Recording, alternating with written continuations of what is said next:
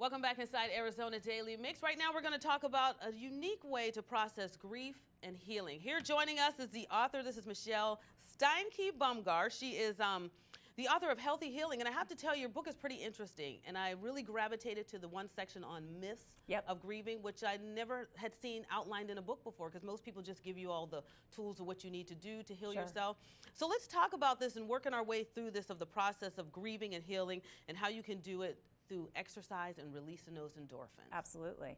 And I joked with my editor that we could have done a whole book on just the myths of grief. It's amazing. Yeah, it is. There are so many out there, and they don't get talked about nearly enough.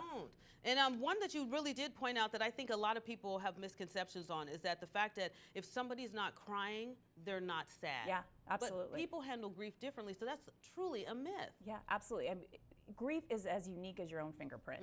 I know for me, if you'd have told me a week before my late husband passed that I was going to be strong and I was going to be able to take care of my kids and do all the things I did, I would tell you were crazy. Because we had this idea that you're going to fall apart. And I went the opposite direction. I got very, very stoic and strong because I had very small children.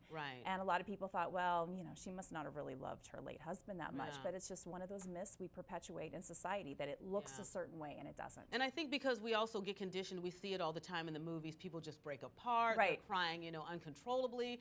But in real life, people do handle things very different. And you see that a lot when you see shows where they're maybe talking to someone who's in shock. And then they're like, well, this person, it's been a week and they still haven't cried because they have to release it when it's good for them. Absolutely. So let's talk about some of the action steps that you can take to kind of rebuild your life after a loss. What are some of the first things that a person should maybe consider doing? Well, you know what I tell people day in and day out, because I work with the grieving all the time, is you have to move in some way. You know, moving is a metaphor for life. And if we can move forward, if we can take actionable steps day after day, even if it's just day one is just a shower. Which sometimes is hard to do. Exactly. And, you know, I tell people, have grace with yourself on whatever it is that you're doing, but do something every day to move your body forward. And the reason I talk about fitness is because I think it is a powerful tool you can use to move your life forward. When I work with people from a fitness standpoint, it's not to have them have a great body, it's to help them have a great life. And fitness is that tool you can use to help your life go forward in a positive direction.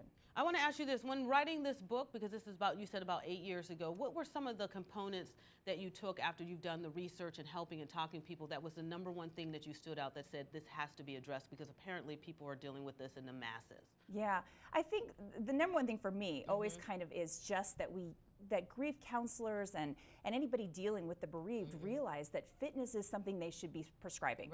Fitness is a tool that should be given to everyone.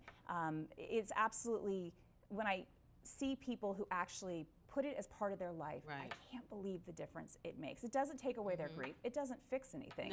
It just gives them the empowerment to take another step, to go forward another day, and to keep, you know, dealing with what they've been handed. So how do you address it? Do you say, because everybody's a little bit different. So how would you address it? To say maybe, you know, this morning, if you have a friend, have that friend make a routine of calling you so you can get out of bed? Or should somebody, you know, set up a date to say, I'm going to come by on every Wednesday? So how do you get them to get into a routine? Because it's the hardest thing mentally to tell yourself, I need to get up today when you're feeling down. So one of the things I do is I tell people they can use baby steps. They don't have to jump and run a marathon. They don't have to jump and do something big.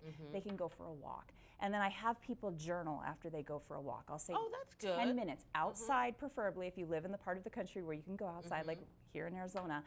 And then journal how it makes you feel. How do you feel when you got back inside? Do you have a little more energy? Do you have a little more clarity? Are you a little bit happier?